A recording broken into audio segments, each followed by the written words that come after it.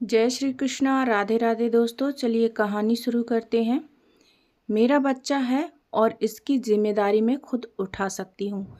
आपको उसके बारे में सोचने की ज़रूरत नहीं है। देखो मिस जूही, मैं आपको ऑफ़र दे रहा हूँ।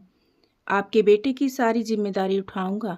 आप मुझसे सिर्फ 6 महीने के लिए शादी का कॉन्ट्रैक्ट कर लें। जूही बेटे के अच्छे फ्यूचर के लिए मान गई। आप करीब नहीं आए। मेरा यह कॉन्ट्रैक्ट में शामिल नहीं था तो तुम्हें क्या इशू है? कौन सा पहली बार किसी मर्द के करीब जा रही हो? वह अचानक से उसके करीब हो गया। उसे पता चल गया था कि वह उसकी ज़िंदगी में पहला मर्द था। तो फिर यह बच्चा। दिल्ली शहर आज मूसलाधार बारिश में डूबा हुआ था। उसी तेज बारिश में एक फुटपाथ पर खड़ी थी जूही। उसने लाल रंग का शादी का जोड़ा पहन रखा था। उसके आंचल में एक नन्हा सा बच्चा सिमटा हुआ था जिसे वह बारिश से बचाने की नाकाम कोशिश कर रही थी। लाल रंग का शादी का जोड़ा जो कभी किसी सपने की निशानी रहा होगा, अब बारिश में भीग कर बोझ बन चुका था। घाघरे की कढ़ाई से पानी टपक रहा था और हर कदम के साथ कपड़ा उसके पैरों से चिपक जाता। जूही की नज़रें बार बार इधर उधर घूम जाती, ऐसे जैसे वह किसी से छिप रही हो, किसी साये से, किसी नाम से, या शायद अपने बीते हुए कल से। लेकिन उसकी सारी कोशिश उस बच्चे पर टिकी थी। कभी वह अपनी चुनरी का पल्लू उसके छोटे से चेहरे पर तान देती तो कभी खुद झुककर उसको अपने सीने से ढक लेती। बच्चा हल्का सा कराहता तो जूही का दिल कांप उठता। चुप।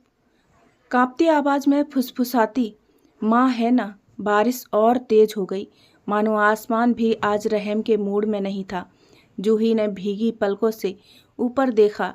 भगवान, उसकी आवाज़ टूट गई। और कितना कष्ट दोगे मुझे? उसने बच्चे को और कसकर सीने से लगाया। मुझ पर नहीं तो कम से कम इस मासूम पर तो तरस खाओ। तेज हवा में उसका पल्लू उड़ गया तो उसने घबराकर उसे फिर से बच्चे पर डाल दिया। कोई तो रास्ता दिखाओ जहां मैं बस एक रात काट सकूं। उसकी सांसें कांप रही थीं, आंखों में आंसू निकल रहे थे। सुबह होते ही मैं अपना और अपने बच्चे का इंतजाम कर लूंगी। आज की रात कट जाए। जूही नहीं जानती थी कि यह सिर्फ एक रात की बात नहीं थी। यह रात उसकी जिंदगी की दिशा बदलने वाली थी। फुटपाथ के सामने एक काली गाड़ी आकर रुकी। हेडलाइट की रोशनी सीधी जूही पर पड़ी। उसने डर कर अपना चेहरा झुका लिया, बच्चे को सीने से और चिपका लिया। गाड़ी का दरवाज़ा खुला। एक भारी ठहरी हुई आवाज़ बारिश को चीरती हुई आई। इतनी रात, इस हालत में? जूही ने सिर उठाया। रोशनी में एक लंबा शख्स चेहरे वाला आदमी खड़ा था। उसकी आंखों में दया नहीं थी, सिर्फ सवाल था। जूही का दिल जोर से धड़क उठा। क्या वह उसे पहचान गया था, या क्या वह उन्हीं में से एक था जिससे वह भाग रही थी? उसने बच्चे को ढाल बना लिया। मैं चली जाऊंगी। उसकी आवाज़ भीग गई। वह आदमी एक पल चुप रहा, फिर बोला, बारिश में बच्चे को लेकर कहाँ जाओगी? जूही ने जवाब नहीं दिया, क्योंकि उसके पास जाने के लिए कोई जगह ही नहीं थी। ये बच्चा तुम्हारा ही है ना? अर्नव सिंघानिया की कड़क आवाज़ सुनकर एक पल को जूही की धड़कनें तेज हो गईं। उसे ऐसा लगा जैसे उसकी चोरी पकड़ी गई हो। फिर वह खुद को संभालते हुए कड़क आवाज़ में बोली, क्या मतलब है आपका? यह बच्चा मेरा ही है, कहकर उसे अपने सीने से लगाकर उसका माथा चूम लिया। मैं तो बस पूछ रहा हूँ, इसमें इतना घबराने वाली क्या बात है? जूही बोली, देखिए, आप यहाँ मेरी मदद के लिए आए हैं तो ठीक है, लेकिन अगर सवाल जवाब करने आए हैं तो आप जा सकते हैं। मुझे और मेरे बच्चे को मेरे हाल पर छोड़ दीजिए। उसकी आवाज़ टूटी हुई थी, मगर अर्णव इतना भी कठोर नहीं था। उसे उस बच्चे पर दया आ गई। मैं यहाँ तुम्हारी मदद करने ही आया हूँ। चलो गाड़ी में बैठ जाओ और मेरे साथ मेरे फार्म हाउस चलो। एक बार जूही का दिल धड़क उठा। एक अकेली लड़की गैर मर्द के साथ उसके फार्म हाउस कैसे जा सकती थी?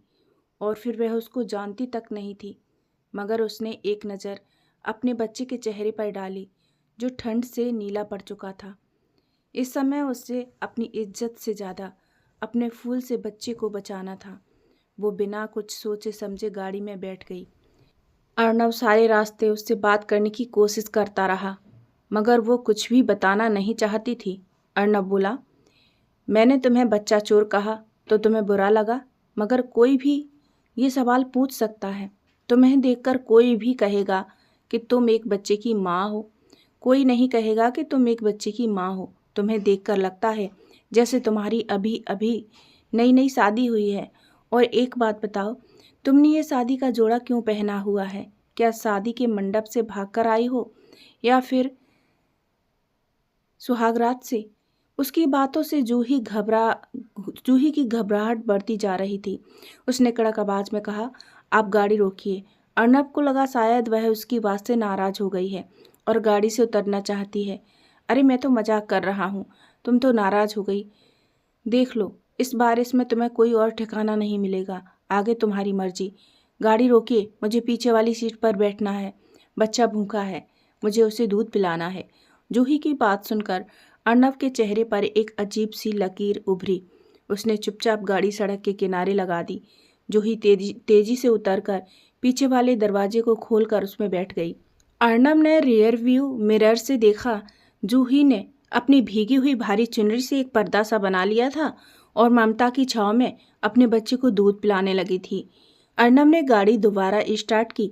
सन्नाटे को चीरते हुए सिर्फ वाइपर की आवाज आ रही थी।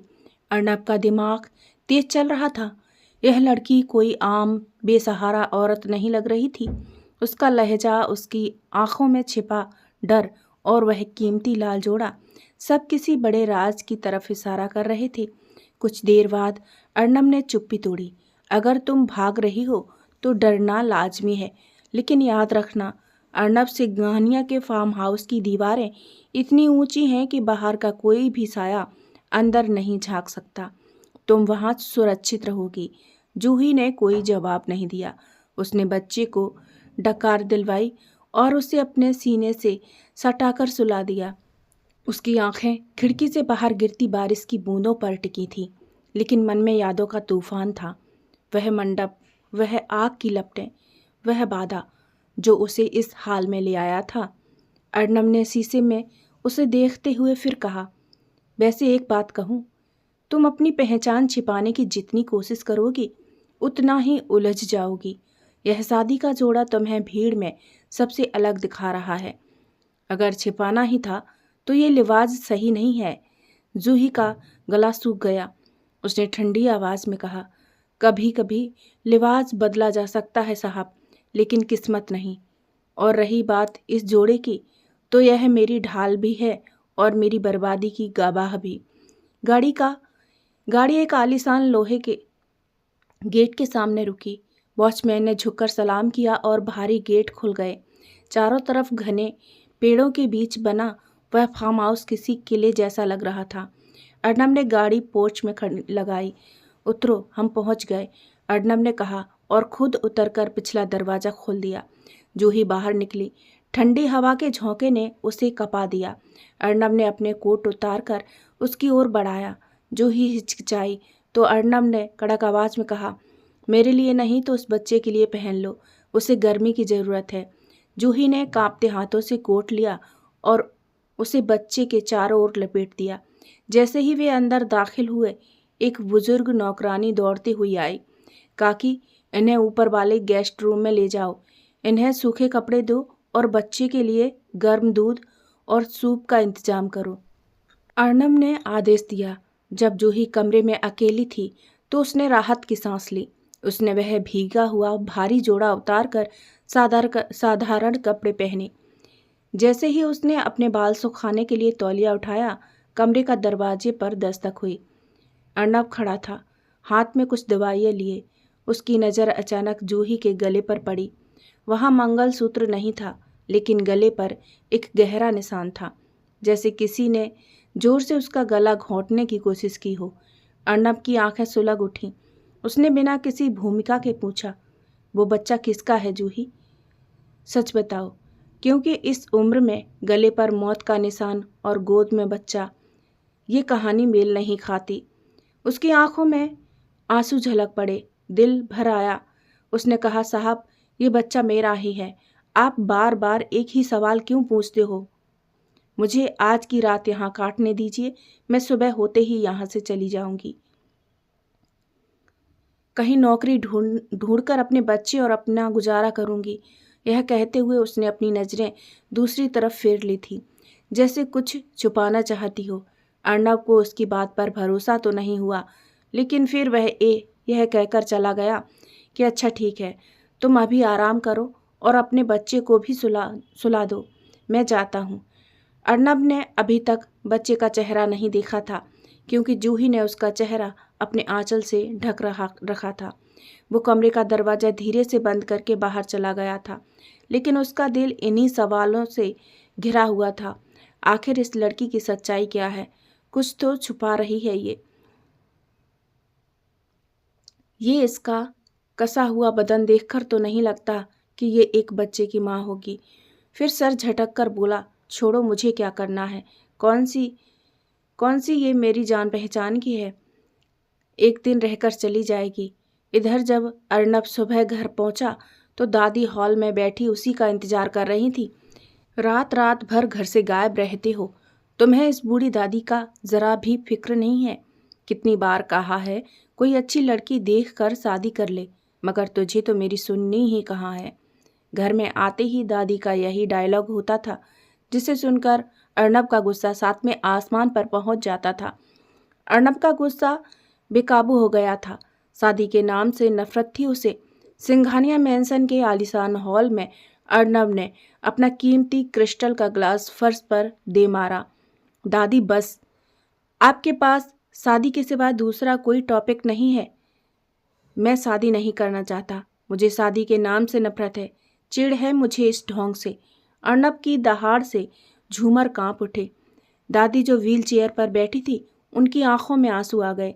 बेटा, हर लड़की एक जैसी नहीं होती, आखिर कब तक अकेला रहेगा?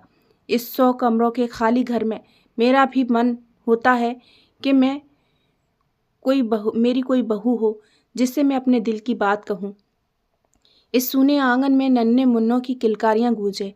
अर्नब, मेरी कैंसर की रिपोर्ट आ गई है, डॉक्टर कहते हैं मेरे पास सिर्फ 6 महीने हैं, और तुम हो कि इस मरती हुई दादी की एक छोटी सी इच्छा पूरी नहीं कर सकते?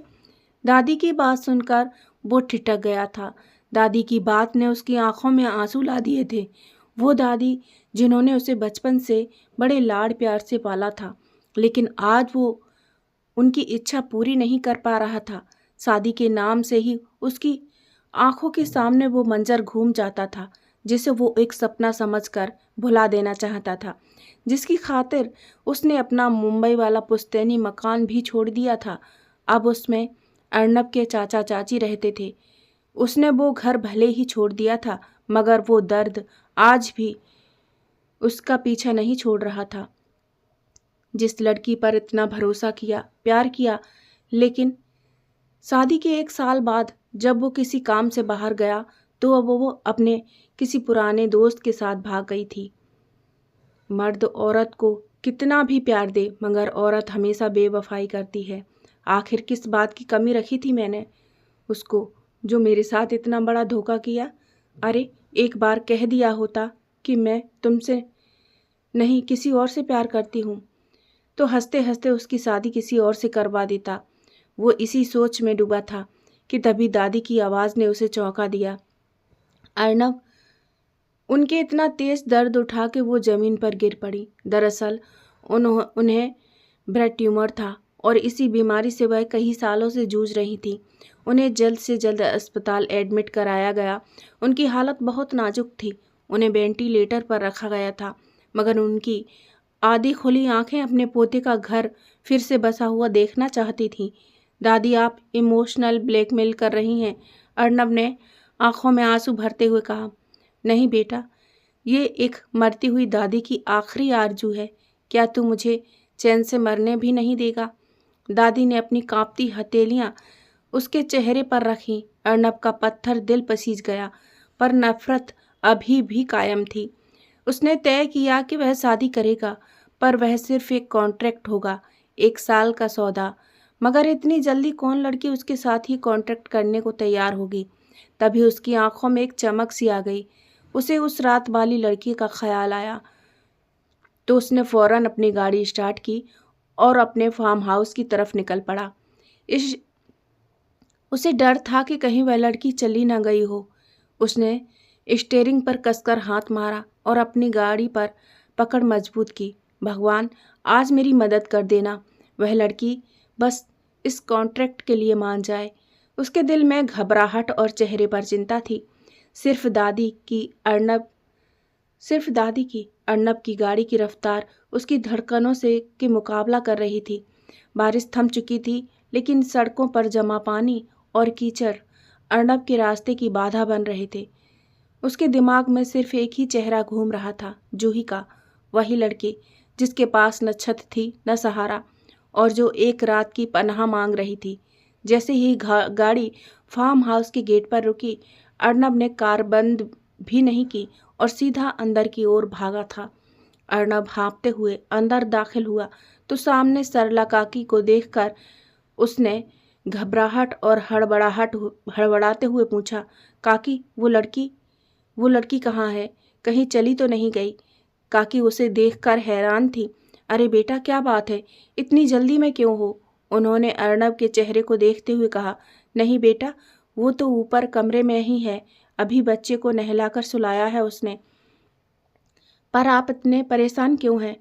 अर्नब ने काकी की बात पूरी होने का इंतजार नहीं किया और सीढ़ियों की तरफ दौड़ पड़ा। उसके मन में डर था कि कहीं वह स्वाभिमानी लड़की बिना बताए निकल न गई हो। अर्नब ने बिना दस्तक दिए दरवाज़ा खोला। अंदर का नज़ारा देखकर उसके कदम ठिठक गए। जूही खिड़की के पास खड़ी थी। धूप की हल्की किरणें उसके चेहरे पर पड़ रही थी। उसने अब एक साधारण सी सूती साड़ी पहनी थी, लेकिन उसके चेहरे की उदासी और भी गहरी लग रही थी। उसे बस यही ख्याल आ रहा था कि अब मैं कहाँ जाऊंगी, कहाँ रहूंगी यहाँ से जाने के बाद। जूही ने पीछे मुड़कर देखा। अर्नब का चेहरा उतरा हुआ था और आंखों में बेबसी देखकर वह सिहर गई। जूही ने डरते हुए अपनी पोटली समेटते हुए कहा, साहब, आप इस वक्त यहाँ? मैं बस निकलने ही वाली थी। आपने रात भर रहने दिया, उसका बहुत बहुत शुक्रिया। इस जमाने में भी आप जैसे नेक दिल इंसान रहते हैं जो बेसहारा लोगों को सहारा देते हैं। मैं आपका यह एहसान कभी नहीं भूलूंगी। जूही की बातें अर्नब के सीने पर तस्तर की तरह चुभ रही थी। नेक दिल इंसान, यह शब्द उसे अपने आप में एक मजाक लग रही थी, क्योंकि वह जो प्रस्ताव लेकर आया था उसमें नेकी कम और सौदा ज़्यादा था। अर्नब ने एक गहरी सांस ली और कमरे के अंदर कदम रखा।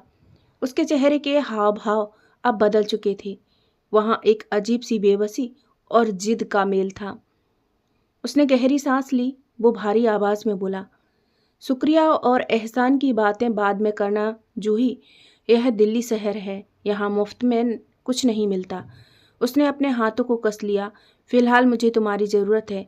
कल जब तुम्हें ज़रूरत थी मैंने तुम्हारी मदद की। अगर ये एहसान चुकाना चाहती हो तो भगवान ने तुम्हें मौका दिया है। मुझे इस वक्त तुम्हारी ज़रूरत है और शायद तुम्हें मेरी। जूही का हाथ अपने आंचल पर ठिठक गया। उसकी आंखों में एक अनजाना सा डर उभर आया।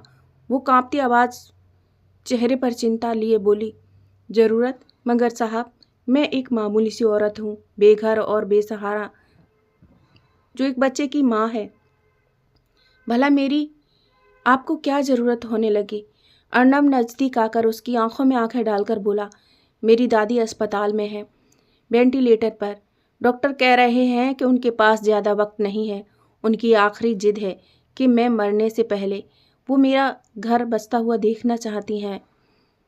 वो मरने से पहले मेरा घर बसता हुआ देखना चाहती हैं, लेकिन मैं शादी नहीं करना चाहता, क्योंकि मैं कहते कहते रुक गया, जैसे उसकी आवाज़ उसकी हलक में ही अटक गई थी। अर्नब कुछ पल के लिए रुका, फिर उसने वह बात कह दी जिसके लिए वह यहाँ आया था। वो बोला, मैं चाहता हूँ कि तुम मेरी पत्नी बनकर मेरे साथ अस्पताल चलो।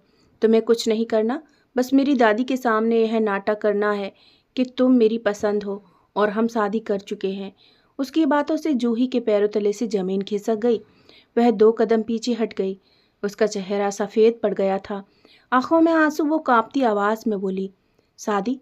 नाटक? साहब, आप होश में तो हैं? मैं एक अजनबी हूँ और मैं एक शादीशुदा औरत हूँ। मेरा बच्चा मेरा एक बच्चा है, और आप ऐसी बातें कर रहे हैं जिसके बारे में मैं सोचना भी मेरे लिए पाप है।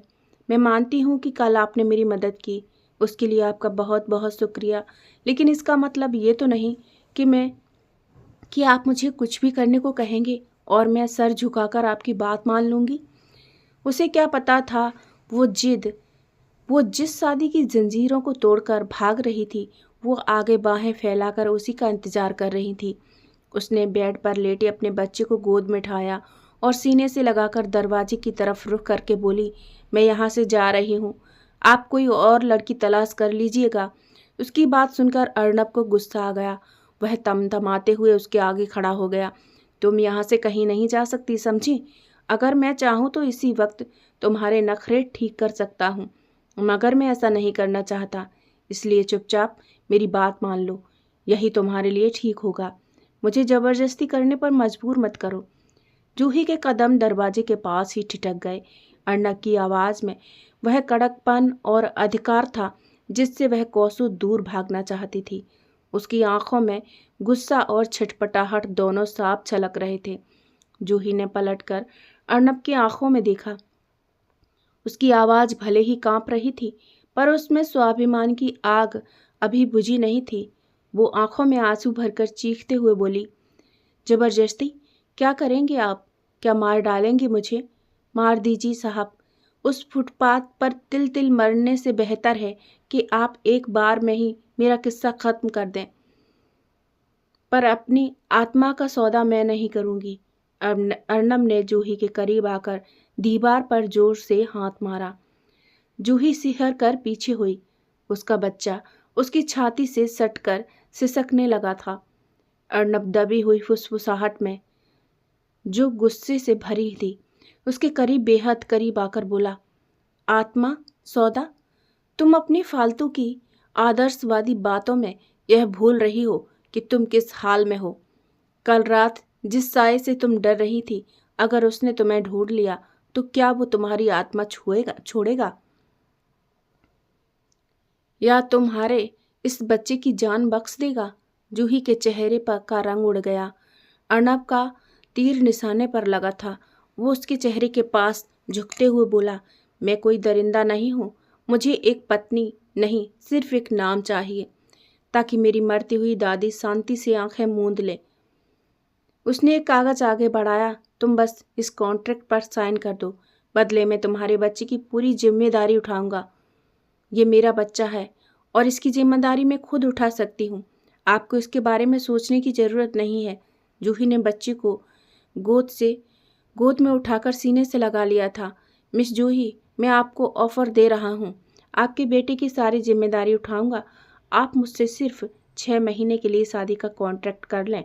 और रही बात तुम्हारे बच्चे की, तो अर्नब सिंघानिया का नाम मिलते ही इसके ऊपर से हर खतरा टल जाएगा। सोच लो, स्वाभिमान की खातिर इस बच्चे को अनाथ करना चाहती हो या 1 साल का समझौता करके इसकी ज़िंदगी संवारना चाहती हो?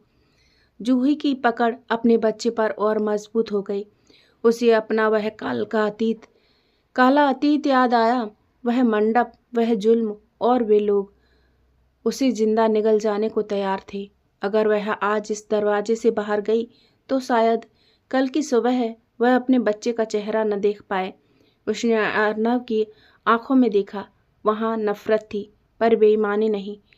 वह आदमी खुद घायल था, तभी शायद दूसरों के घाव पर नमक की जगह सौदा रख रहा था। वो टूटी हुई आवाज़ में बोली, अगर 6 महीने बाद आपने मुझे नहीं जाने दिया तो? अर्नब पीछे हटते हुए चेहरे पर एक तल्ख मुस्कुराहट के साथ बोला, मुझे औरतों से नफरत है जूही। जिस दिन मेरा वादा पूरा होगा, मैं खुद तुम्हें इस घर की चौखट से बाहर छोड़ूंगा। मुझे तुम्हारी परछाई भी अपने घर में नहीं चाहिए। जूही ने अपनी आंखें बंद की और एक गहरी सांस ली। उसने अपने बेटे के मासूम चेहरे को चूम लिया, जो प्यार से उसे ही देख रहा था। उसने मन ही मन कहा, बेटा, मैं तेरे लिए खुद को इस शादी की बेड़ियों में बांधने जा रही हूँ ताकि तेरी तकदीर संवर सके। जूही ने कांपते होठों से कहा, ठीक है, मैं तैयार हूँ, लेकिन दुनिया की नज़रों में ये शादी होगी, पर मेरे और आपके बीच सिर्फ एक लक्ष्मण रेखा होगी। आप उसे कभी पार नहीं करेंगे। अर्नब सख्त आवाज़ में बोला, मंजूर है। अब अपने बच्चे को वापस लेटा दो। आज से और अभी से इसकी पूरी जिम्मेदारी मेरी रहेगी और तुम्हें हर महीने 50,000 रुपये भी दूंगा ताकि तुम अपना और अपने बच्चे का भविष्य सुरक्षित कर सको। उसने जल्दी से पेपर पेन जूही के सामने रख दिए। जूही ने उस पर साइन कर दिए। उसने कोमल आवाज़ में कहा, काकी बाहर खड़ी हैं, वो तुम्हें कुछ नए कपड़े देंगी। आधे घंटे में अस्पताल के लिए निकलना है। और हाँ, अर्नब दरवाजे की तरफ बढ़ा, फिर रुककर पीछे मुड़ा। अस्पताल में यह बच्चा मेरा बेटा कहलाएगा। क्या नाम है इसका? जूही का गला भर आया। उसने धीरे से फुसफुसाया, आर्यन। अर्नब ने बस सिर हिलाया और बिना पीछे देखे कमरे से बाहर निकल गया। उसे अंदाजा नहीं था कि जिस झूठ की बुनियाद वह आज रख रहा था, वह उसकी पूरी जिंदगी की हकीकत को बदल कर रख देने वाला था। अर्नब की गाड़ी अस्पताल की पार्किंग में जोरदार आवाज़ के साथ रुकी। अर्नब का चेहरा सख्त था, लेकिन उसकी घबराहट साफ दिख रही थी। जूही पिछले दरवाजे से बाहर निकली। उसने अब रेशमी नीली साड़ी पहनी थी जो सरला काकी ने उसे दी थी। सिर पर पल्लू और गोद में सोता हुआ आर्यन। उसे देखकर कोई नहीं कह सकता था कि वह कल रात की वही बेसहारा लड़की है। अस्पताल के गलियारों में सन्नाटा था। सिर्फ वेंटिलेटर की बीप बीप की आवाज़ गूंज रही थी। जैसे ही अर्नब और जूही वेंटिलेटर के रूम के पास पहुंचे, डॉक्टर बाहर आए। डॉक्टर, अर्नब दादी को होश आया है, लेकिन उनकी हालत बहुत नाजुक है। वह बार बार सिर्फ तुम्हारा नाम ले रही हैं। शायद उनके पास अब ज़्यादा वक्त नहीं है। अर्नब की आंखों में आंसू झलक आए। उसने जूही की तरफ देखा। उसकी नज़रों में एक विनती थी। जूही ने समझ लिया कि अब उसे अपनी भूमिका निभानी है। उसने आर्यन को सीने से सटाया और गहरी सांस लेकर अर्नब के पीछे कमरे में दाखिल हुई। कमरे के अंदर की रोशनी मध्यम थी। दादी बेड पर लेटी थी। चेहरे पर ऑक्सीजन मास्क लगा था। अर्नब ने धीरे से उनका हाथ पकड़ा। अर्नब गला भरते हुए बोला, दादी देखिए, मैं किसे लेकर आया हूँ।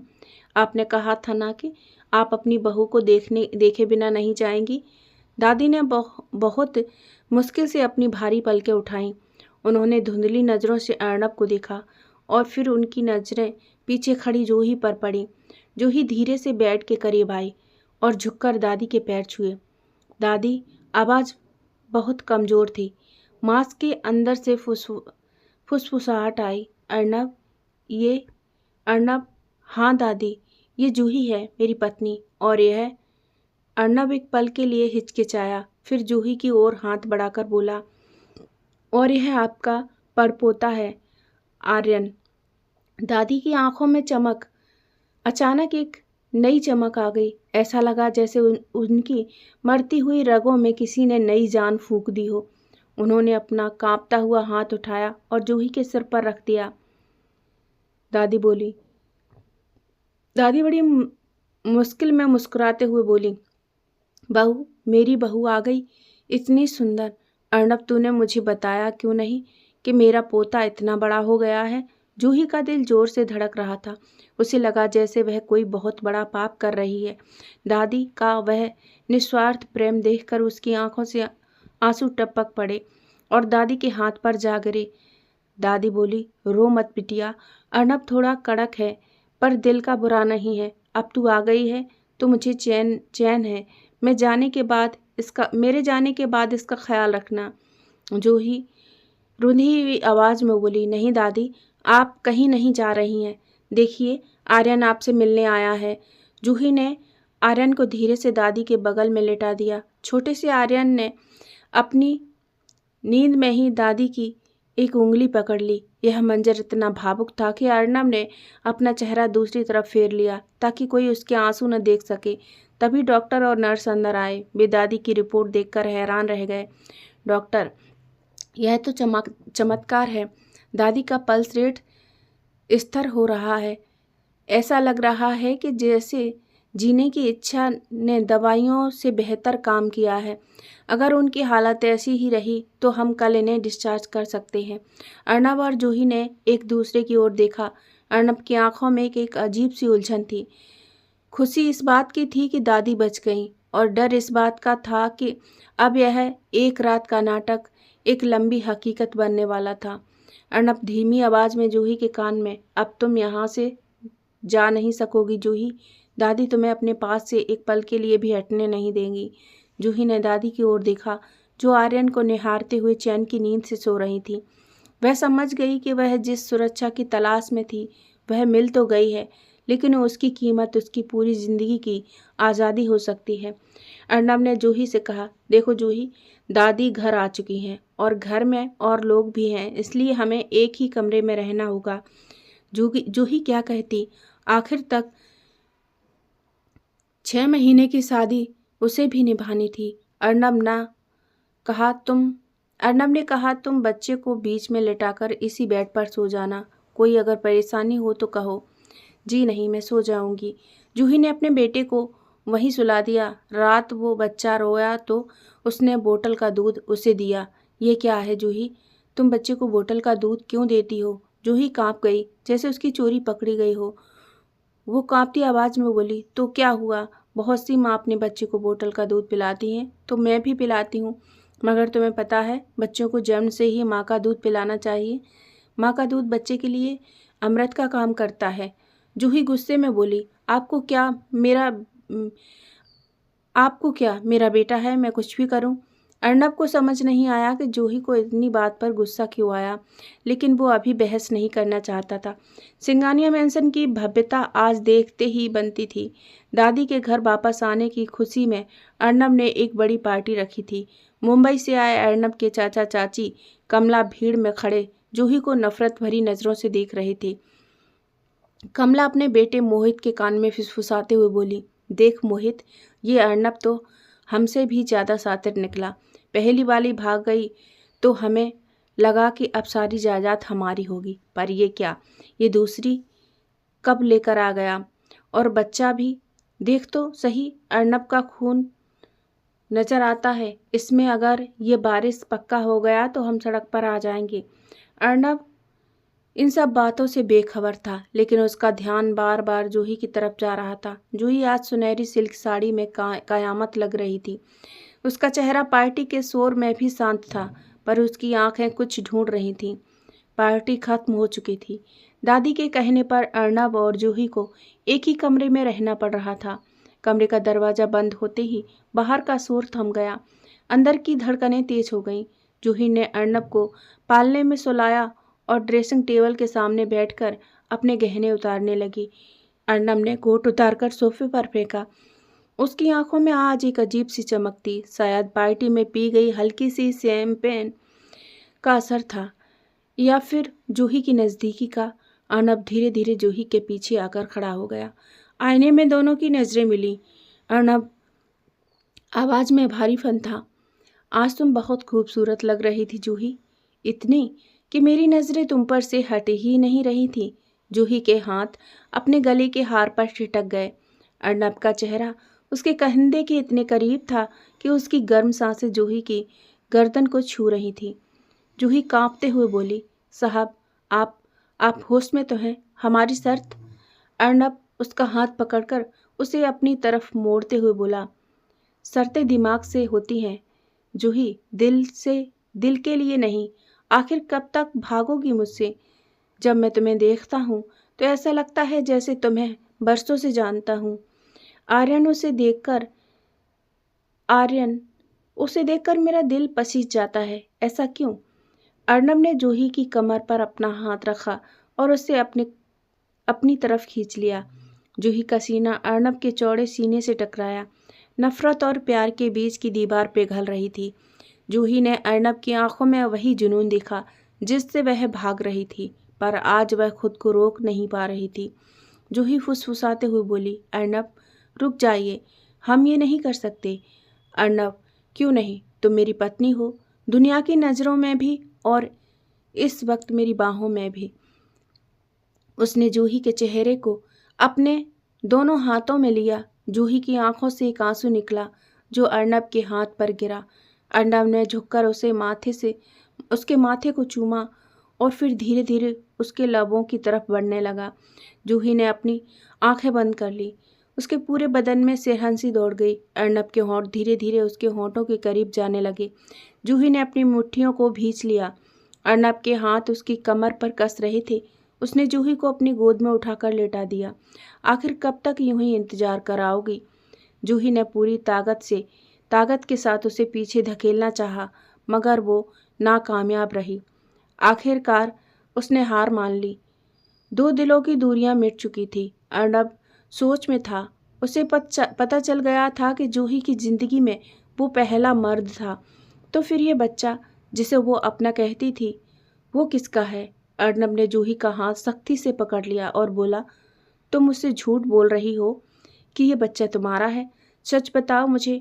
झूठे लोगों से मुझे बहुत नफरत है। जूही ने अर्नब से अपना हाथ छुड़ाया और बच्चे की तरफ भागी और उसे अपनी गोद में उठाकर सीने से लगा लिया। अर्नब उसके करीब आने लगा तो वो उंगली दिखाते हुए गुस्से में बोली, दूर रहिए अर्नब मुझसे। आपकी पत्नी हूँ, सिर्फ कागजों पर। यूँ मेरे साथ ज़बरदस्ती करने की कोशिश भी मत करना। आप जैसे लोगों को मैं अच्छी तरह से जानती हूँ। पहले लड़कियों से शादी करते हैं और फिर उन्हें माँ बनाकर मरने के लिए छोड़ देते हैं। आप जैसे लोग हम लड़कियों को सिर्फ अपने मतलब के लिए यूज करते हैं। उसकी बात सुनकर उसे गुस्सा आया। वो अपने दांत भींचते हुए बोला, ये क्या बकवास कर रही हो तुम? तुम जानती भी हो तुम क्या कह रही हो? हाँ, मैं अच्छी तरह से जानती हूँ कि मैं क्या कह रही हूँ। तुमने मुझसे शादी की, कहा कि तुम मेरे कभी करीब नहीं आओगे, और अब तुम मेरे साथ ही सब कर रहे हो। तुम भी मेरे साथ वही करना चाहते हो जो मानवी के साथ उसके पति ने किया था। मानवी? कौन मानवी? मानवी का नाम सुनते ही उसके दिल की धड़कनें तेज हो गईं। पुराने जख्म ताजा हो गए। वो आधी आंखें मीचते हुए बोला, तुम मानवी को कैसे जानती हो? अर्नब और जूही के बीच का रोमांस पल भर में कड़वाहट और पुराने राजों के साए में बदल गया। मानवी का नाम एक ऐसे घाव की तरह उभरा है जिसने अर्नब को झकझोर कर रख दिया था। अर्नब की आवाज में अब वो नशा नहीं था, बल्कि एक अजीब सी कड़वाहट और बेचैनी थी। उसने जूही का कंधा पकड़कर उसने अपनी ओर घुमाया। जवाब दो जूही, मानवी का नाम तुम्हारी जबान पर कैसे आया? क्या रिश्ता है तुम्हारा उससे? जूही की आंखों में नफरत की आग साफ झलक रही थी। उसने आर्यन की ओर कसकर हाथ थामा, जैसे वह उसे अर्नब की परछाई से भी बचाना चाहती हो। जूही, रिश्ता? वह मेरी सहेली थी, मेरी बहन से बढ़कर थी, जिसे आपकी ही तरह एक रईसजादे ने प्यार के जाल में फंसाया, शादी की, और जब वो माँ बनने वाली थी तो उसे ऐसी हालत में मरने के लिए छोड़कर खुद विदेश किसी और लड़की के साथ रंगरलियां मनाने चला गया। और मेरी दोस्त, मेरी मानवी, वह तड़प तड़प कर अपने बच्चे को जन्म देते समय मर गई। अर्नब, लेकिन जाते जाते मुझे एक कसम दे गई कि कभी किसी अमीर आदमी की चिकनी चुपड़ी बातों पर यकीन मत करना। ये लोग भरोसे के काबिल नहीं होते। उसी दिन मैंने कसम खाई थी कि कभी शादी नहीं करूंगी। जूही की बात सुनकर उसका मुंह खुला का खुला रह गया। क्या? बच्चे को जन्म देते समय? तो क्या ये बच्चा तुम्हारा नहीं? उसके पूछने पर जूही की धड़कनें तेज हो गईं और आंखों में आंसू भरकर बोली। जूही ने पालने में सोते हुए आर्यन को देखा और फिर अर्नब की ओर आंखों में आंसू डालकर अपनी जुबान खोली। जूही, आवाज में सिसकी और गुस्सा दोनों थे। बस कीजिए साहब, इस नज़दीकी को प्यार का नाम मत दीजिए। आप जानना चाहते थे ना कि मैं कौन हूँ और ये बच्चा किसका है? तो सुनिए। अर्नब ठिठक गया। जूही के चेहरे पर जो सच्चाई उभर रही थी उसने उसे पत्थर बना दिया था। जूही बोली, ये बच्चा मेरा नहीं है। मैं इसकी माँ नहीं हूँ और ना ही मैं कभी शादीशुदा थी। मैं तो एक कुंवारी लड़की हूँ जो समाज के इन भेड़ियों जैसे मर्दों से बचने के लिए माँ होने का नाटक कर रही हूँ। ये बच्चा मेरी सहेली मानवी का है, जो उसे जन्म देते ही मर गई। अर्नब के पैरों तले जमीन खिसक गई। वह कुछ बोलना चाहता था, पर शब्द गले में ही फंस गए। जूही आगे बढ़ते हुए बोली, उसका पति, जो आपकी तरह ही एक बड़ा बिजनेसमैन था, उसने मानवी को प्यार के जाल में फंसाया और फिर उसे मरने के लिए तड़पता हुआ छोड़ दिया। जब वो मौत से जूझ रही थी, वो शख्स किसी और के साथ अयाशी कर रहा था। मैंने मानवी को अपनी आंखों के सामने दम तोड़ते देखा है। उसने ये जान मेरे हाथों में सौंपी थी। अर्नब ने देखा कि जूही की आंखों से आंसू नहीं बल्कि लावा बह रहा था। जूही, मैंने उसी दिन तय किया कि मैं कभी शादी नहीं करूंगी। मर्द जात सिर्फ औरतों को अपनी भूख मिटाने का सामान समझती है। मैंने ये शादी का जोड़ा और ये बच्चा सिर्फ अपनी ढाल बनाया ताकि कोई मुझ पर गंदी नज़र न डाल सके। अपने घर वालों से भागकर आई हूँ क्योंकि मेरे घर वाले मेरा सौदा करना चाहते थे। मैं इस मासूम के लिए अपनी पूरी ज़िंदगी कुर्बान कर देना चाहती हूँ, लेकिन किसी मर्द को अपनी ज़िंदगी बर्बाद करने का हक नहीं दूंगी। अर्नब जूही की बातें सुनकर सुन्न रह गया। उसे अपनी पहली पत्नी की बेवफाई याद आई, जिसे वह नफरत करता था। लेकिन आज जूही के दर्द के आगे उसका दर्द छोटा लगने लगा। उसने आर्यन की तरफ देखा, जो मासूमियत से सो रहा था। उसे देखकर अर्नब की आंखों में आंसू आ गए। उसके पैरों तले से जैसे जमीन खिसक गई हो। जूही के मुंह से मानवी का नाम सुनकर उसके दिल की धड़कन रुक सी गई। यादों का एक भयानक बवंडर उसके दिमाग में घूमने लगा। अर्नब ने कांपती हुई जूही के कंधे पकड़े और उसे अपनी ओर घुमाया। उसकी आंखों में बेतहासा दर्द और बेचैनी थी। अर्नब भारी हुई आवाज में बोला, जूही, तुम किस मानवी की बात कर रही हो? उसकी कोई तस्वीर है तुम्हारे पास? उसका पूरा नाम क्या था? जूही उसकी बौखलाहट देखकर डर गई। उसने कांपते हाथों से अपने गले में लटका हुआ एक छोटा सा लॉकेट खोला, जिसमें मानवी की एक धुंधली सी तस्वीर थी।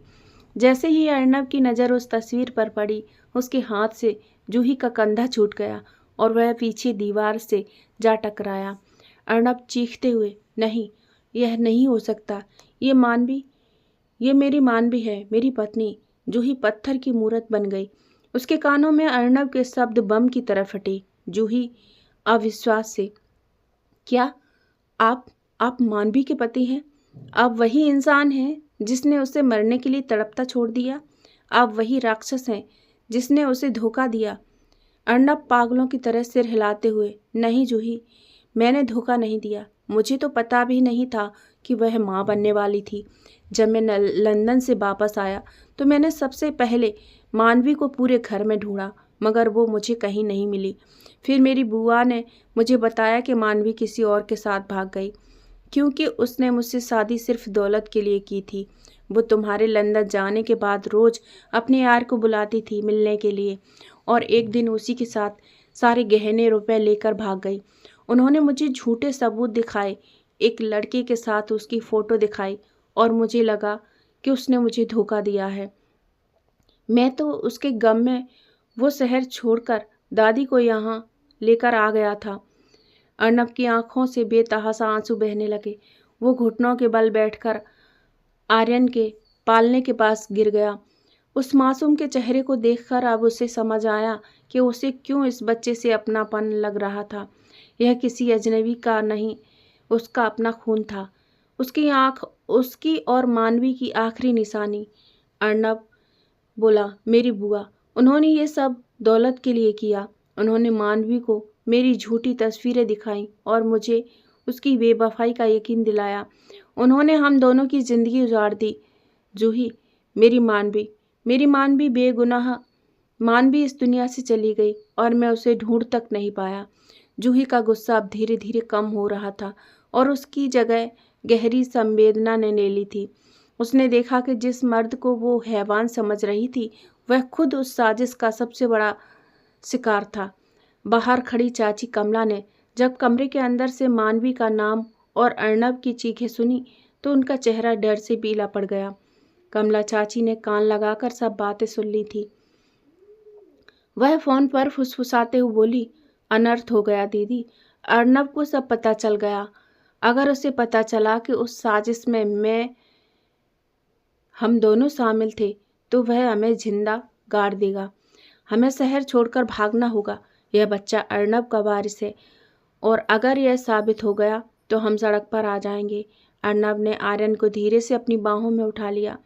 यह बच्चा अब तक उसके लिए एक सिर्फ कॉन्ट्रैक्ट का हिस्सा था, अब उसकी पूरी कायनात बन चुका था। उसने आर्यन के माथे को चूमा और जूही की तरफ देखा। अर्नब, जूही, तुमने मेरी मानवी का साथ दिया जब मैं उसके पास नहीं था। तुमने मेरे बेटे को मरने से बचाया। मैं तुम्हारा यह कर्ज 7 जन्मों में भी नहीं उतार सकता। अब यह नाटक नहीं होगा। यह बच्चा इस घर का असली वारिस है और तुम इस घर की इज्जत रहोगी। जूही सिसकते हुए, अब क्या करेंगे आप? आपकी बुआ और आपके चाचा अभी भी इसी फिराक में हैं कि इस बच्चे को खत्म कर दें। अर्नब आंखों में प्रतिशोध की आग लेकर बोला।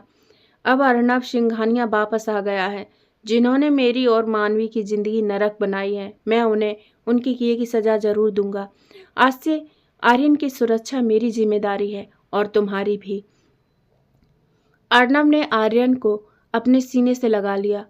बाहर कड़कती बिजली ने जैसे यह गवाही दी थी कि अब सिंघानिया मैंसन में पाप का अंत होने वाला था। सिंघानिया मैंसन के हॉल में आज खामोशी नहीं बल्कि इंसाफ का शोर था। अर्नब ने शहर के बड़े बड़े पुलिस अधिकारियों और वकीलों को बुला लिया था। जैसे ही सारे सबूत झूठी तस्वीरें और बुआ के फ़ोन कॉल्स की रिकॉर्डिंग सामने आई, बुआ के चेहरे की हवाइयाँ उड़ गईं। अर्नब की बुआ पुलिस को देखकर लड़खड़ाने लगी। अर्नब की आंखों में जलती आग देखकर उनका सारा घमंड मिट्टी में मिल गया। बुआ हाथ जोड़कर रोते हुए बोली, मुझे माफ़ कर दे अर्नब। लालच ने मेरी आंखों पर पट्टी बांध दी थी।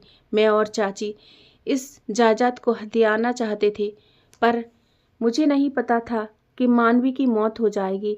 मैंने ही उसे वो झूठी तस्वीरें दिखाई थी ताकि वो घर छोड़कर चली जाए। बुआ की यह स्वीकृति सुनकर व्हीलचेयर पर बैठी दादी का दिल फट गया। उन्होंने अपनी कांपती उंगली बुआ की तरफ उठाई। दादी कड़क आवाज में, खून के रिश्तों को कलंकित कर दिया तुमने। आज इसी वक्त मैं तुम्हें और तुम्हारे इस षड्यंत्रकारी परिवार को अपनी जायदाद से बेदखल करती हूँ। अर्नब वकील को, बुआओं, मेरी सारी संपत्ति, यह बंगला, यह बिजनेस, सब कुछ मानवी की आखिरी निशानी मेरे पड़पोते आर्यन के नाम होगी। पुलिस बुआ और चाची को हथकड़ियां पहना कर ले गई। अर्नब के चाचा और मोहित भी सिर झुकाए उनके पीछे निकल गए। घर की सफाई हो चुकी थी, लेकिन दिलों के जख्म अब भी गहरे थे। समय बीतता गया। आर्यन अब चलने लगा था और उसकी किलकारियों से पूरा घर गूंजता था। जूही ने 1 साल तक माँ और पत्नी का वह फर्ज निभाया जिसकी किसी ने कल्पना भी नहीं की थी। आज कॉन्ट्रैक्ट का आखिरी दिन था। जूही ने अपना पुराना सूती थैला उठाया। उसने आर्यन को आखिरी बार पालने में निहारा और भारी कदमों से कमरे से बाहर निकलने लगी। जैसे ही वह मुख्य द्वार की दहलीज पर पहुंची, पीछे से एक भारी और रुंधी हुई आवाज आई, अर्नब, कहाँ जा रही हो? जूही रुकी पर मुड़ी नहीं। उसकी आंखों से आंसू बहकर उसके गालों को भिगो रहे थे। जूही बोली, साहब, कॉन्ट्रैक्ट पूरा हुआ। आज 1 साल बीत गया। अब आर्यन सुरक्षित है। उसे उसका हक मिल गया है। मेरा यहाँ रहना अब जायज़ नहीं। अर्नब तेज कदमों से उसके पास आया और उसका हाथ कसकर पकड़ लिया। जूही ने मुड़कर देखा। अर्नब की आंखों में आज वह बिजनेसमैन नहीं बल्कि एक तड़पता हुआ इंसान था। अर्नब भावुक होकर बोला, कॉन्ट्रैक्ट खत्म हुआ है जूही, हमारा रिश्ता नहीं। तुम इस घर की सिर्फ कागजी बहू नहीं रही। और क्या तुम सच में अपने बच्चे को छोड़कर जाना चाहती हो? रह पाओगी उसके बिना? उसकी बात सुनकर जूही की सिसकियां तेज हो गईं। वो बोली, साहब, वो मेरा बच्चा नहीं है, वो मानवी का। अर्नब उसे टोकते हुए, नहीं, जन्म मानवी ने दिया, पर माँ तो तुम बनी हो। उस मूसलाधार बारिश में जब सबने उसका साथ छोड़ दिया था, तब तुमने उसे अपने आंचल से ढका था। आर्यन को उसी असली माँ की ज़रूरत है और मुझे। अर्णव कुछ पल के लिए रुका, फिर उसने जूही की आंखों में झांक कर कहा, और मुझे अपनी पत्नी की ज़रूरत है। क्या तुम हमें फिर से उस अकेली रात में छोड़ जाओगी? जूही की आंखों में आंसू का सैलाब उमड़ पड़ा। उसके दिल की सारी दीवारें ढह गईं। अर्णव ने उसे अपनी बाहों में खींच लिया। तभी नन्हा आर्यन लड़खड़ाते हुए आया और उन दोनों की टांगों से लिपट गया। अर्णव और जूही ने नीचे झुककर आर्यन को बीच में लिया और एक दूसरे के गले लग गए। बाहर फिर से बारिश होने लगी थी, लेकिन आज वह डर की नहीं, बल्कि सुकून और एक नई शुरुआत की बारिश थी। इंसाफ हो चुका था और नफरत पर प्यार की जीत हुई थी। तो दोस्तों, कैसी लगी आपको आज की हमारी कहानी? अगर पसंद आई हो तो एक लाइक ज़रूर करें और कमेंट में राधे राधे ज़रूर लिखें, और साथ में बताएं कि अगली कहानी आपको किस नाम पर चाहिए। दोस्तों, आप लोगों के प्यारे प्यारे कमेंट्स पढ़कर बहुत ही खुशी मिलती है। आप लोग हमारे चैनल को इतना प्यार देते हैं, उसके लिए दिल से धन्यवाद। मिलते हैं अगली ऐसी ही दर्द भरी और रोमांटिक कहानी में। तब तक के लिए जय श्री कृष्णा, राधे राधे।